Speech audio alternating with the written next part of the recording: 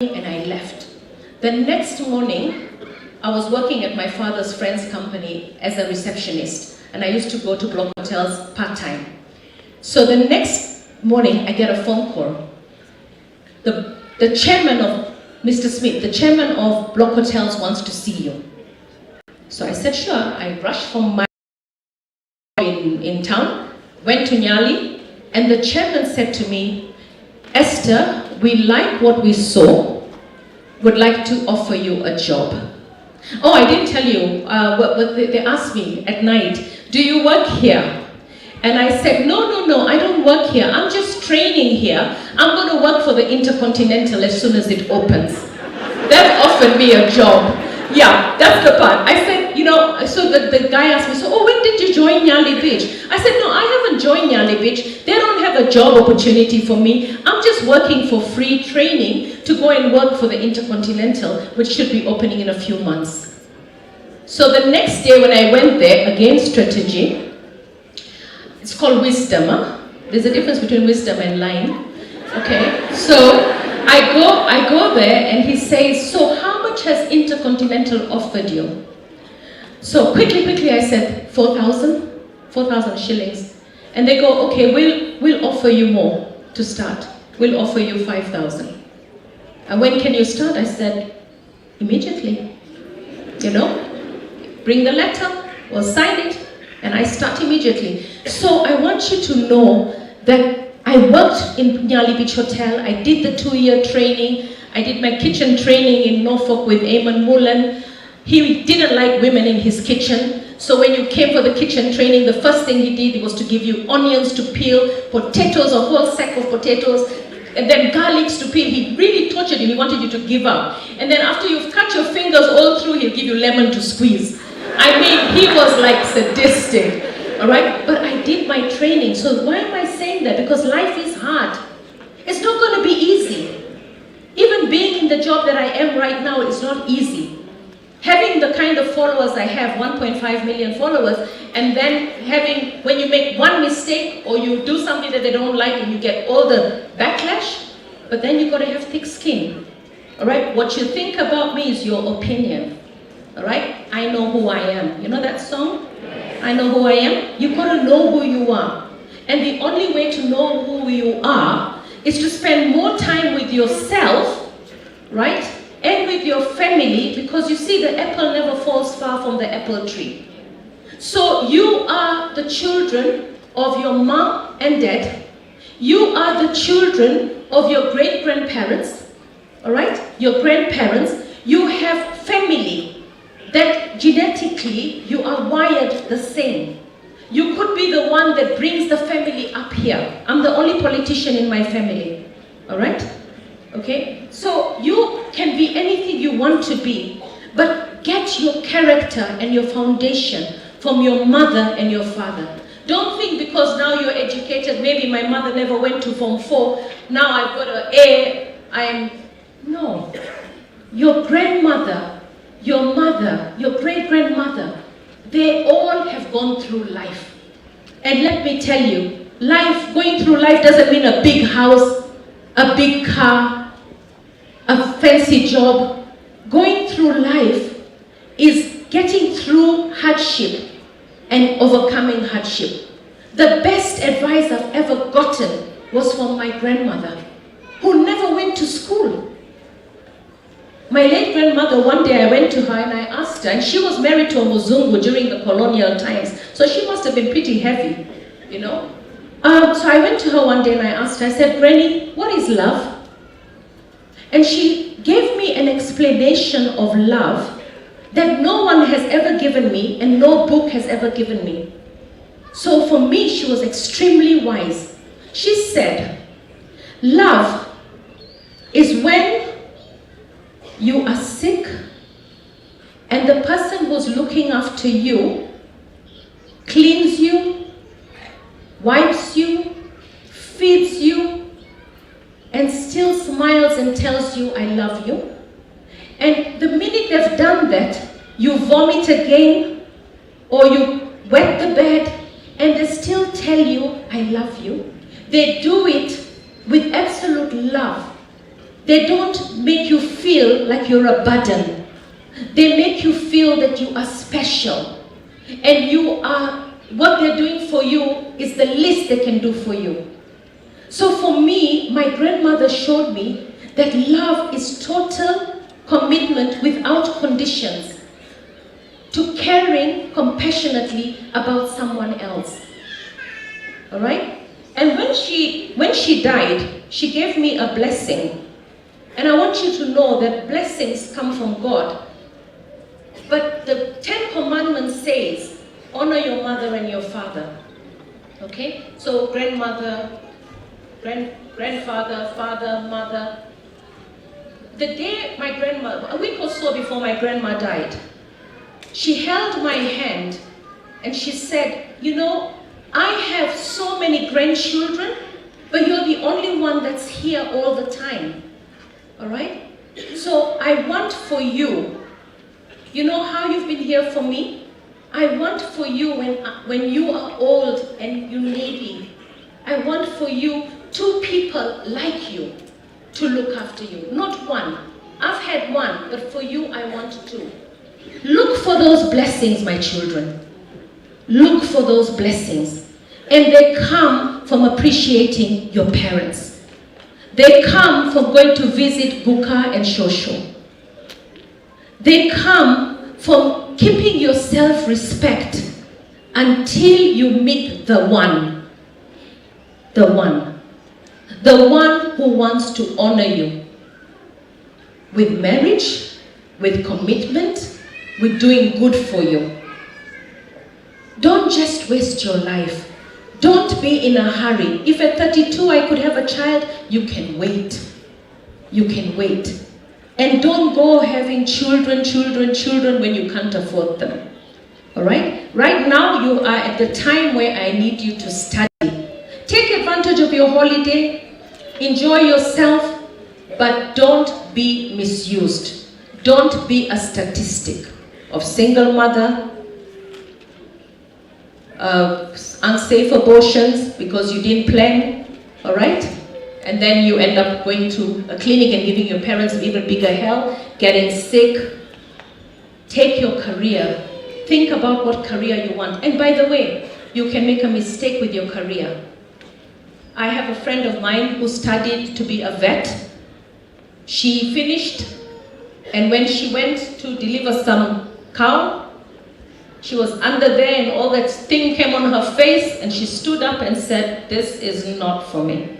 I'm not going to be a vet. And she went on to study and became a lawyer. So she didn't look at it as waste, she looked at it as life's experience. And now she's a lawyer. So you can make changes in between your career. All right? I started off as a hotel manager. I ended up with my own company where I employed deaf people called Sharper Images, which I started on my own. How did I start Sharper Images?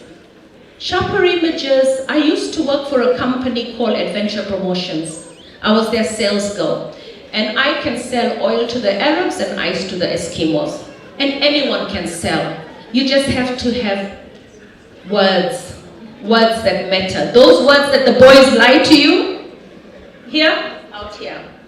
But sales, you can sell anything. You know, you can say, if somebody says to you, let's go for pizza, and you say, no, let's go for KFC. If you win, you've sold them. Okay? So we are always selling. Mommy, can I go out? Daddy, can I have some pocket money? You're selling all the time. All through your life, you've been selling. Okay? So you can always sell. So I used to work for Adventure Promotions. I used to sell promotional t-shirts when I moved up to Nairobi. And after I left Nyali Beach, I moved up to Nairobi. Of course, following love, which didn't work. I tell you, they can tell you lies. Take it from me. I never liked cooking. My sister, my elder sister, loved cooking. So she was the one who always cooked. I was the one who washed the dishes. When my mother would tell me, Esther, which man is going to marry you when you can't cook? I used to say, Mommy, I'll marry a cook. I'll marry a chef. So he can do all the cooking. So, careful what you say with your mouth. Careful what you say with your mouth, because it comes to haunt you. So I was working in Nyali Beach, And there was a movie being made by Kabir Bedi, Mountains in the Moon, I remember. And there was a chef called Rolf Schmidt who had come to do catering. And he was absolutely blown by me. So he goes and sets a beautiful dining on the beach and sends somebody to invite me to the beach. And he had set the dinner, the table, and he was cooking himself. My goodness, I met my chef. I didn't even wait for my mother and father to hear the story. Huyo, I resigned, I'm in Nairobi. I get to Nairobi, I find out, oops, this guy is not divorced. So I start looking for another job, I break up with him, I look for another job, and I end up with Adventure Promotions. I sell, and I wanted to see the world. You know how your chief principal said about seeing the world? You have to see the world, it's beautiful, all right? So here I was, I sold, I wanted to get on the Orient Express and go around the world. So I used to tell the company, don't give me my commissions, keep them, keep them, keep them. You will give them to me when I'm ready to go on leave and to go around the world. So when it's time when I wanted to go around the world, I asked for my commissions, which should be a huge sum of money, maybe millions. And the says, oh, now we're not doing well, we don't have that money, we can pay slowly, slowly, we can't give you lump sum. So there goes my dream. Never leave anyone with your money. Take it, keep it in the bank, open your account. So I didn't go around the world at that time. But what I did is I went to work for Africa Air Rescue. In fact, I was their first sales and marketing manager for Africa Air Rescue, which is AAR now. So when I went to work for AAR, all my clients, which included Coca-Cola, kept looking for me because the company was not able to service their accounts for t-shirts and hats and whatever. So the president of the Coca-Cola company said, Esther, we really need the t-shirts, your company has messed us up, take the money, go and do these t-shirts.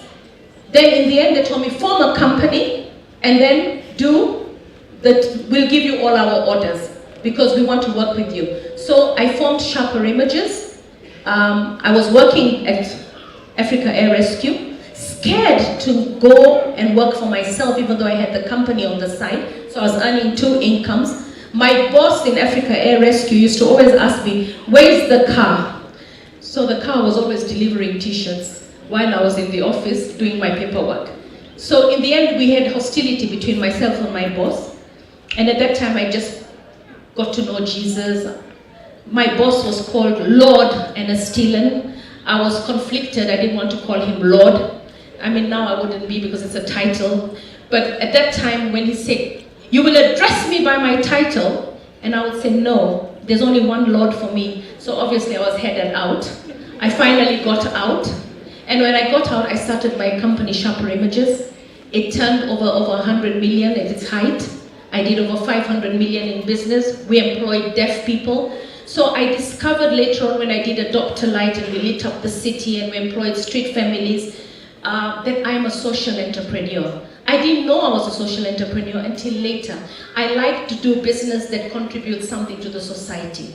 And that's what we have to do. Even right now, you can contribute something to society. It doesn't have to start when you're rich. The little that you have, when you give, it comes back tenfold. So for me, all I can tell you is that life isn't easy. Life is going to be hard. You'd have to make some tough decisions in your life. And you've got to know what you want. And you've got to be willing. I didn't know I was going to be a politician. I mean, the first time I met a politician was when Jomo Kenyatta came to our school. And we were out in a parade. But I didn't see much because I fainted. I couldn't stand in the sun for too long. So I fainted. But then, you know, I got very angry with Jomo Kenyatta because I was born on 20th October, and it was always a public holiday. So my Kikuyu mother, who liked saving money, would not give me sweets on Monday to take to school because my birthday was obviously on a public holiday. So I kind of didn't like politics. I got into politics by accident. because I didn't like what they did to my company, Dr. Light. I felt that if a government doesn't appreciate somebody who's doing something good, then I followed what JFK said. Ask not what your country can do for you, but what you can do for your country. So that became my inspiration. I said, you know what? I'm going to get in and fix it from within. Corruption is a big animal. It's difficult to fix, but it starts with you and I. Okay? I once had my driver calls me and tells me, Mama, I've been arrested at Bagathi Way. And I said, why? I jumped a solid line. So I said, okay, I'm coming. After a few minutes, my driver calls me, Mom, nishawachiliwa naelekea pale huko. I said, how come? Nilimpatia polisi 1,000 akaniachilia. I rushed there. I told my driver, go back to that same police station. I went to the OCPD and I told him, that police officer who took that 1,000 shilling and this driver of mine, I want them both charged. Because it starts with you and I. We have to fight corruption. Sometimes it's the easiest way. And I think it takes all of us. Okay? When we point a finger, there are 3 pointing at us. It's a big elephant in the room. There's a lot of work to be done. But I celebrate the peace in this country. I celebrate the hard work and the efforts that the president is trying to make. Let me tell you, as woman rep, I pull my hair. You can see here there's little. Okay, and it's not age, it's politics. Okay? Because I had a lot of hair. It's politics. It's stressful. You know, wazazi, nyinyi hiyo nyumba yenu ndogo ya watoto kama 3-4, munaona vile iko ngumu ku manage. Sasa we imagine woman rep wa Nairobi nzima, and I've got the biggest county, alafu imagine rais wa nchi nzima. You know, sometimes we expect miracles, right? But he's not God. So if we expect good things from this country, 1, it starts with us. 2, we've got to pray. And also, we are what you think. You know, there's a saying, you are what you think about all day long. So if we think on a daily basis, we are corrupt, we are horrible, we are thieves, we are drug addicts, we are criminals, you know, we are teenage mothers, we are single mothers, we are all these horrible things, then what happens? We become that. We attract that. So, from your mouth to God's ears, let only good things come. We are working towards, you know, I cannot stand here and say I am slim. No, I'm working towards being slim. Work in progress, okay? So you have to say we are working towards a corrupt-free country. We're working towards a prosperous country. I'm working towards being rich. On your goal, on your prayer. And then also pray for good health, wisdom, and energy for our leaders. Because our leaders are in office to serve 50 million plus. And it's not an easy job. You know, I voted for Baba. I have been with Raila from 2007. I respect him for everything that he has done. And there will only be one Baba in this country that we call Baba. That's Raila.